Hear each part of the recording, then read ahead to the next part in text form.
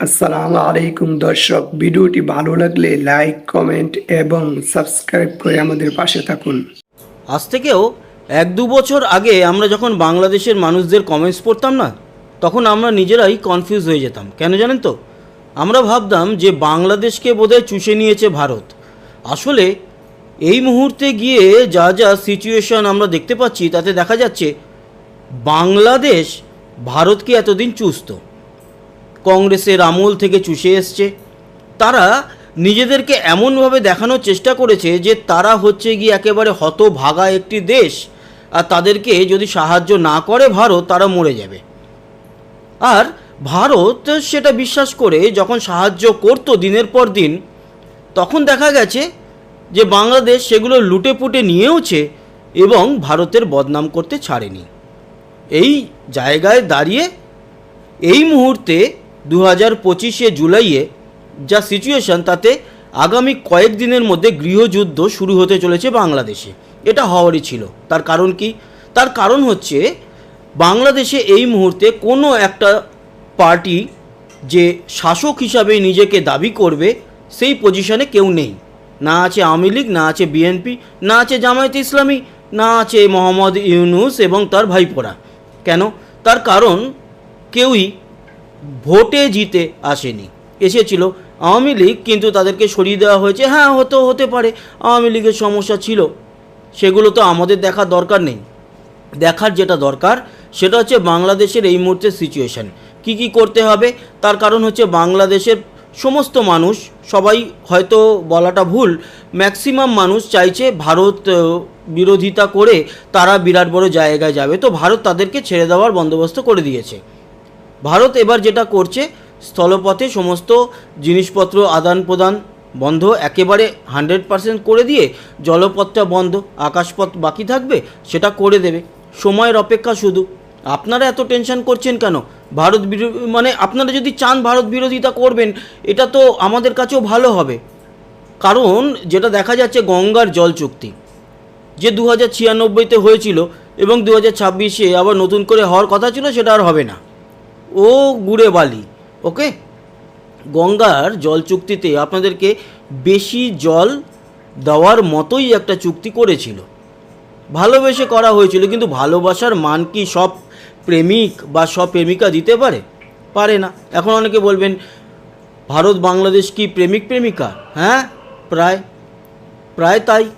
তার কারণ যখনই পার্শ্ববর্তী একটি দেশ আপনার সঙ্গে ওতপ্রোতভাবে জড়িত থাকবে, তখন তাদের যে সম্বন্ধটা সেটা প্রেমিক প্রেমিকার মতোই হওয়া উচিত। সেটা যদি না হয়, সেটাই খারাপ। আর বিচ্ছেদ হলে কি হবে? বিরহ হবে। বিরহের জ্বালাতে ওই যে একজন প্রেমিক একজন প্রেমিকাকে গিফট দেয় না, আইফোন দিয়েছিল, তারপরে বিভিন্ন রকম নেল পালিশ থেকে শুরু করে অনেক কিছু দিয়েছিল, তো সেগুলো কেড়ে নেবে। এটা ন্যাচারাল ব্যাপার। এখানেও সেই ন্যাচারাল ব্যাপার ঘটতে চলেছে। বাংলাদেশের থেকে সমস্ত কিছু আস্তে আস্তে করে এবার ছিনিয়ে নেবে ভারত। কোথায় যাবে? পাকিস্তান? কোথায় যাবে? চায়না? অবভিয়াসলি নিশ্চয়ই যাবে। কেন যাবে না? তারা সার্বভৌম দেশ। কিন্তু আজকের ডেটে দাঁড়িয়ে বাংলাদেশ সার্বভৌম? নিজের বুকে হাত রেখে বলুন তো একজন বাংলাদেশি নিজের বুকে হাত রেখে বলুন, যে দেশে জন্ম দিয়েছে শেখ মুজিবুর রহমান, যাকে আরও বেটারভাবে গঠন করেছে শেখ হাসিনা, তাদেরকে দেশ থেকে একেবারে সরিয়ে দিয়ে আপনারা ভাবছেন যে দেশকে বড় জায়গায় নিশ্চয়ই নিয়ে যান। কিন্তু কি হয়েছে জানেন তো? আপনাদের কেউ পাত্তাই দিচ্ছে না। আপনাদের যে মাথা মোহাম্মদ ইউনূস চেয়েছিল ইংল্যান্ডে গিয়ে প্রধানমন্ত্রীর একটা সাক্ষাৎ, দেয়নি। ছোট লোকের মতো তাড়িয়ে দিয়েছে। আপনাদের লজ্জা হয় না? বাংলাদেশি হিসাবে আপনাদের একটু লজ্জা হয় না? যেখানে শেখ হাসিনা লন্ডনে গিয়ে রেড কার্পেটের উপরে হেঁটে উনি একটি মিটিং করেছিলেন। ভারতে এসে উনি রেড কার্পেটে মিটিং করেছেন। মোহাম্মদ ইউনূস তিনি মানে এইভাবে চেয়ে যে, হে আল্লাহ, আমাকে একটুখানি ইংল্যান্ডের প্রধানমন্ত্রীর সঙ্গে দেখা করিয়ে দাও, পারেনি। আল্লাহও দেখা করেনি। তো এখানে বুঝতে হবে যে আপনারা কত ছোট হয়ে গেছেন এই মোহাম্মদ ইউনূসের আমলে। এক আং সান সুকি শান্তিতে নোবেল পুরস্কার শেষ করেছে মায়ানমারকে, আর এক শান্তির নোবেল শান্তির ছেলে আপনাদেরকে শেষ করছে। এবং এটাতে আপনারা বিরাট বড় খুশি হওয়ার কারণই আছে। কারণ অনেকে জানেন তো, ওই মানুষের একটা স্বভাব আছে, মানুষ সব মানুষের নয়, আপনাদের মতো কিছু মানুষের একটা স্বভাব আছে, আপনারা স্টেবল কিছু দেখতে পারেন না। আপনারা সব সময় চান যে আমরা একটুখানি উপরে যাব নিচে আসবো, উপরে যাব নিচে আসবো। উপরে গেছিলেন শেখ হাসিনার আমলে, ভারতবর্ষের টাকা বা রুপিসের সঙ্গে বাংলাদেশের যে টাকা তা প্যারালাল হয়ে গিয়েছিল। এই উন্নতি আপনাদের সহ্য হয়নি, কারণ আপনারা চেয়েছিলেন কি আমাদেরকে একটু নিচে পড়তে হবে। তার সাথে হেল্প করেছে পাকিস্তান। আচ্ছা, পাকিস্তানের 2-3 যে আইএসআই এবং সেনার লোক আপনাদের দেশে এসছে, আপনাদের দেশে বানাবে, অস্ত্র কারখানা বানাবে। ওকে, আপনারা কি ভাবছেন এগুলো আপনারা করবেন আর ভারতবর্ষ এগুলো মেনে নেবে?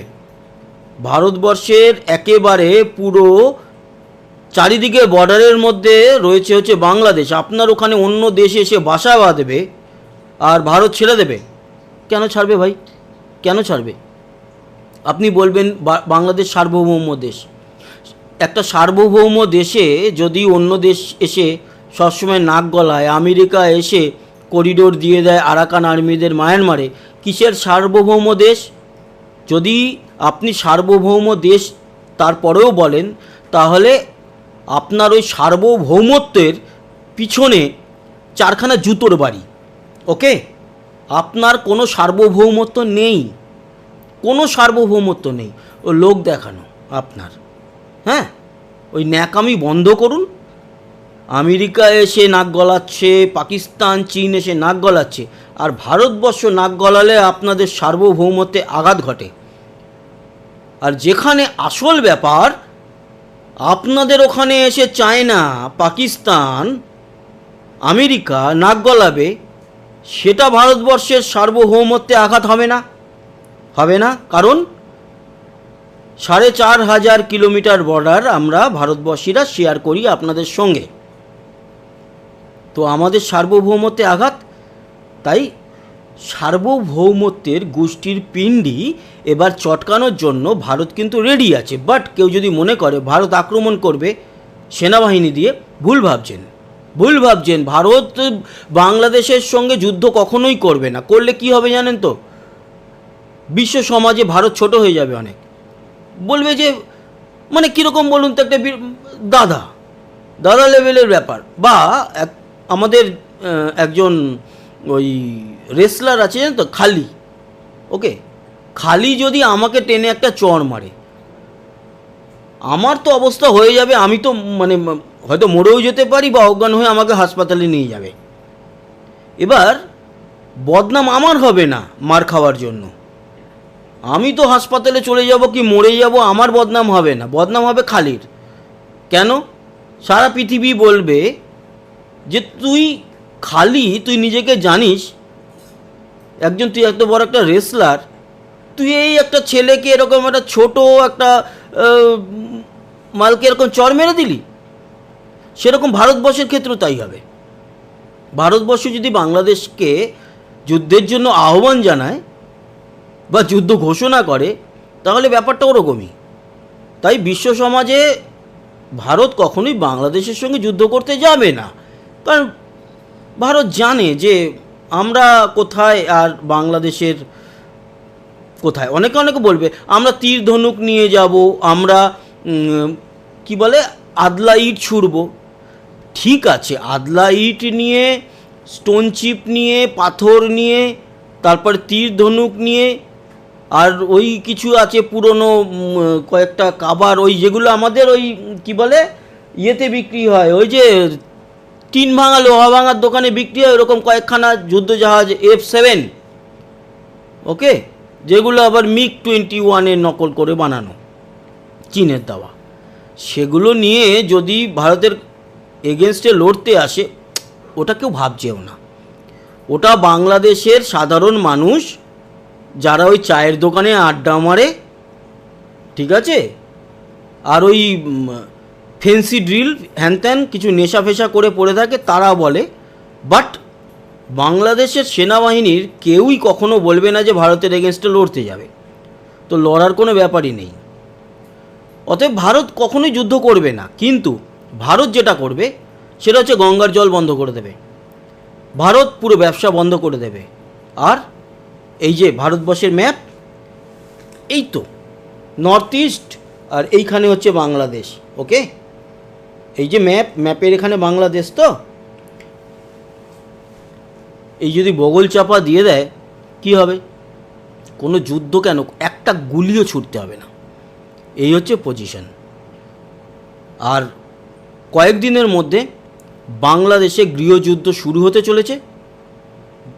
এই গৃহযুদ্ধ কেন হবে তার কারণ, এক তো এই জুলাই ঘোষণা যদি করে তাহলে বাংলাদেশের সংবিধান একেবারে শেষ হয়ে যাবে, ফলে বাংলাদেশ বলে আর কিছু থাকবে না, ওটা হয়ে যাবে পূর্ব পাকিস্তান।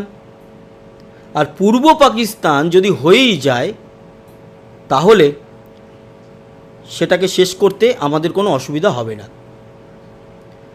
বাকি জামায়াত তারা কি বলেছে, আগামী 2026-এর আগে ভোট করার কোনো প্রয়োজন নেই। কেন? তার কারণ তারা জানে এখানে ভোট করলে তারা জিতে আসতে পারবে না, যতটুকু ক্ষমতার স্বাদ পাওয়া যায় চেটেপুটে নিই। বাট তার আগেই আপনাদের বলে রাখি, 2025 পেরোতে পারবে না বাংলাদেশের মোহাম্মদ ইউনূস, জামাত থেকে শুরু করে এরা। আগস্টের 5 তারিখ আসতে চলেছে, আজকে হচ্ছে কি 5ই জুলাই, আর 1 মাস মনে আছে? 5ই আগস্ট, তার 1 বছর আগে মোহাম্মদ ইউনূস তার এই সাঙ্গপাঙ্গ নিয়ে শেখ হাসিনাকে হাঁটিয়েছিল। আগামী 5ই আগস্টের আগে যদি এই মোহাম্মদ ইউনূসকে না হাঁটানো হয় বাংলাদেশ থেকে, তাহলে বাংলাদেশের সাধারণ মানুষ তারা নিজেদের পায়ে কুড়োল তো আগেই মেরেছে, এখন কি হয়েছে, কুড়োল মেরেছে, মারার পর পুরো সেখানে আঘাত এসছে, রক্ত বেরোচ্ছে, হাড্ডি ফাড্ডি ছিটকে গেছে। এবার হচ্ছে কুড়োল এইভাবে বসানো ছিল, সেখানে নিয়ে গিয়ে নিজের পা মেরেছিল, এইবার এইভাবে পিস পিস করবে নিজেদের পা। বাট সেই পিস করতে দেওয়া হবে না, তার আগে বড় ঘটনা ঘটতে চলেছে। এই জুলাইয়ের মধ্যে বাংলাদেশ হিলে যাবে পুরো, বাংলাদেশের বিরাট বড় পরিবর্তন হবে, অবভিয়াসলি সাধারণ মানুষের ভালো হবে। আর এই যে বড় বড় যেগুলো আছে, চেলা চামুন্ডা থেকে শুরু করে যারা এই সমস্ত মেটিকুলাস ডিজাইন করেছিল, তাদের ঘাড় ধরে একেবারে নিকৃষ্ট জায়গায় ঢোকানো হবে। লিখে রাখুন, জয় বাংলা, জয় বঙ্গবন্ধু, জয় শেখ হাসিনা, আওয়ামী লীগের জয়। এবং তাদের জয় করতে গেলেই অবভিয়াসলি জয় হিন্দ, জয় ভারত, বন্দে মাতারম। আবার দেখা হবে কালকে, ততক্ষণের মতো টাটা।